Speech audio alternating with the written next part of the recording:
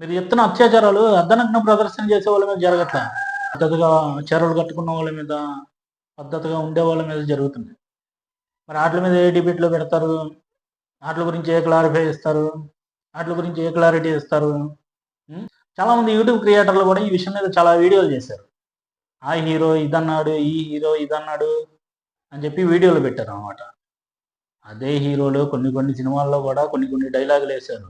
విను ఓసారి. ఆడపిల్లలు బయట తిరగడం కష్టంగా ఉంది. యాసిడ్ పోయడం, పీకలు కొయ్యడం. ఆడపిల్లలు మాత్రం మామూలుగా ఉన్నారండి. మిడ్డీలని చెడ్డీలని ఇంత పిలికి లాంటి బట్టలు వేసుకుని వెళ్తుంటే యాసిడ్ పోయికి ఏం పోస్తారు. తప్పు. ఇక్కడ మ్యాటర్ డ్రెస్ కాదు, మైండ్ సెట్. మగాడి మైండ్ సెట్ మారాలి. మిడ్డీలు చెడ్డీలు వేసుకుంటే యాసిడ్ పోస్తావా?